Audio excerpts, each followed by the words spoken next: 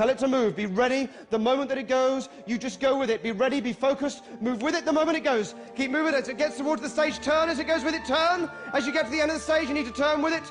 You'll need to move with it. As it spins and turns, it'll keep turning. You need to move around with it. As it gets faster and faster, you move with it, please. It will get faster. This is called finding the room as it becomes more confident. Let me ask you as you're doing it, keep going with it, but are you pushing it at all? No. Are you? No. Are you? No. Are you? No. No. They're not pushing it. Keep in contact with the table. Do this for me. Take a step forward. This will feel a bit silly at first. Take the mic and just call it to you. Like you're calling it. It's called. Come to me and really mean it. Will it to you. Come here. Come to me. That's good. Now, they can't see where this guy is because they're focusing on the table, but the table will find its way. It's tipping. Come to me. Keep coming. Come to me. Come to me. Good. Over this side. Take the microphone. Call it. Call it. Come to me. Come to me. Come to me. Come to me. Keep calling. Even without the mic. Keep calling. Keep calling. Are you pushing it? No. Are you? No. Are you? No. Are you? No. No. Good. All right. Back over here. Take the microphone. You two. You try it now. Call it. Come to me. Come to me. When it reaches you, you tell it to stop. Come to me. Say, come straight to me.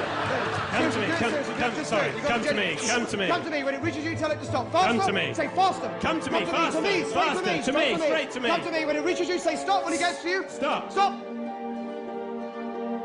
Excellent. Thank you very much indeed. Give them a hand. I'm going to hang on to you, Simon. Hang on to you. Ask the rest of you to go and take a seat. Give them a hand, please. Mind how you go down the stage. You're probably a bit dizzy. Thank you very much indeed. Thanks for coming up. Right. The table is covered in sweat. That's a really nice touch. Thank you for that. Now, you're not pushing it, are you? No. Sometimes it was going in my direction, so I couldn't have been pushing. Exactly. Now, and also, correct me if I'm wrong, but it's a very light touch that you have on the table, yes? Yeah. What's your name? John. John, OK. What you've seen here, table turning or table tipping, come in the middle for me for a second, John, was very popular amongst the mediums back in the seances, and a certain amount of competition sprung up between them to see who could provide the most dramatic or impossible demonstrations of this. And in the 1920s, Sir Arthur Conan Doyle, who was the man that gave us the mastermind of rationalism, Sherlock Holmes, himself became a proud proponent of spiritualism.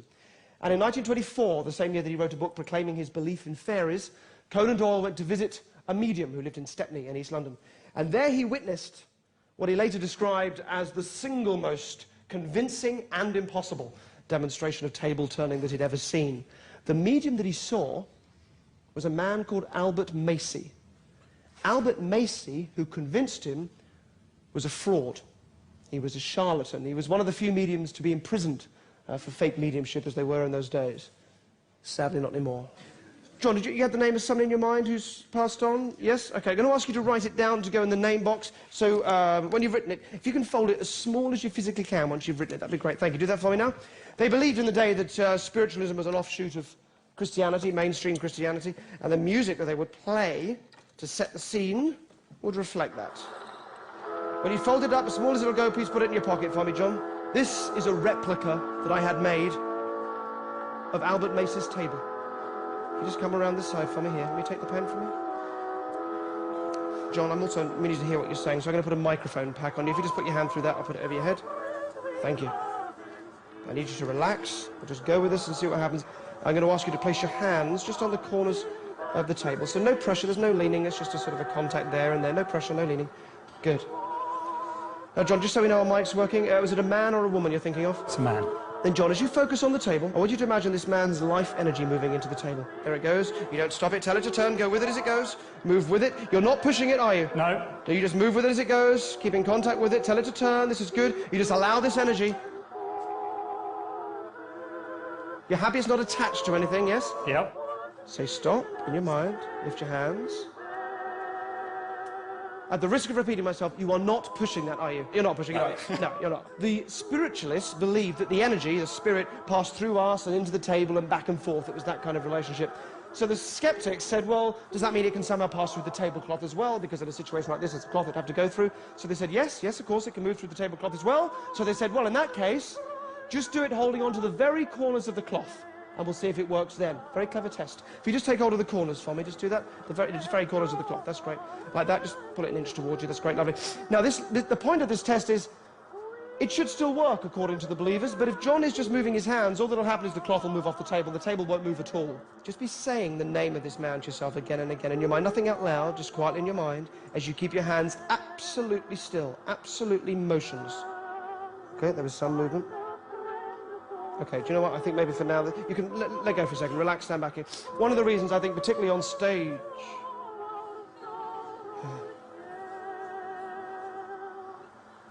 Just do me... Just come towards it a little. Come towards it.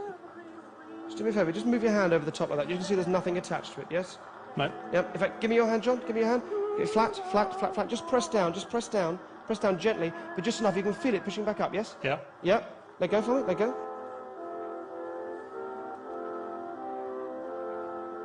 Oh. I can show you there's nothing, nothing kind of attached or...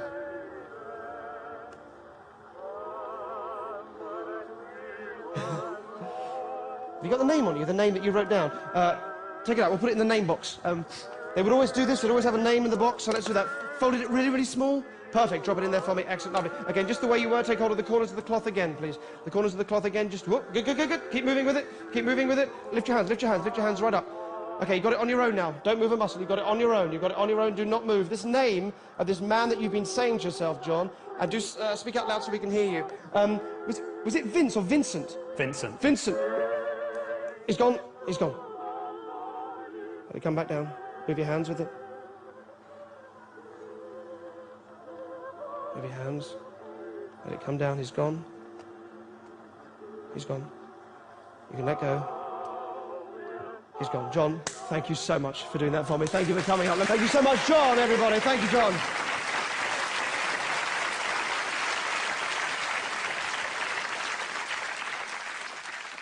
What's amazing about that, I think, is despite the fact that is clearly some sort of conjuring trick, it was enough to convince Conan Doyle of everything you wanted to believe in. Purely because he watched that through the eyes of belief. He was ready to believe. He was prepared to believe anything. And the Oracle Act, I believe, is a great testament to our need to believe. If a man stands on stage, calls himself the Oracle, armed with a few envelopes with initials on them, maybe some bandages to blindfold himself with, and says that he can give you easy answers to life's complex questions, or talk to the dead, we will flock to hear that kind of thing. It's part of our nature, our need to have answers given to us, and it is inescapable.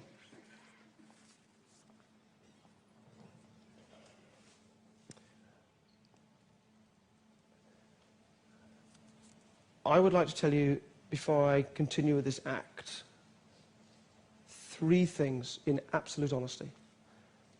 First of all, I cannot see through these envelopes. You'll know this if you've written a question. They're thick, black, opaque envelopes. I can't see through them. Secondly, there is not a single stooge or confederate. Anybody in the audience is sort of going to be playing along. Equally, nobody's secretly feeding me information or anything like that. And thirdly, most importantly, I do not believe for a second that I have any genuine psychic ability. So let's begin.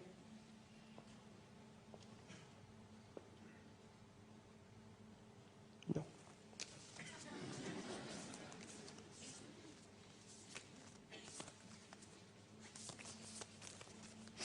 We could start with these 2 here. Okay, let's start with this. With these 2. Maybe this one here. Don't react if you know this is you. This says K. Don't react, please. K-M-E. Stalls, I think that says B-B, which I'm guessing is quite near the front, but please don't react. Stalls, B-B. Now, I don't know if you can really see this, but the writing on there, it's a little unevenly spaced, and it does a slightly kind of up and down thing. This tells me that the writer of this question is somebody who, at the time of writing, was not sure of himself or herself. And the question will reflect, as opposed to that, very kind of solid, clear, sure of itself sort of writing. The question will reflect that. The question won't be kind of, you know, what's the name of my cat sort of thing. It'll be much more something that this person doesn't know themselves. So I think something they're uncertain about, their own future, questions about their plans and hopes and things, you know, whether or not they're going to come together. I think it's a lady. I think young, 18, 19, a lady. It'd be nice to meet you. If you are KME in Stalls, BB, could you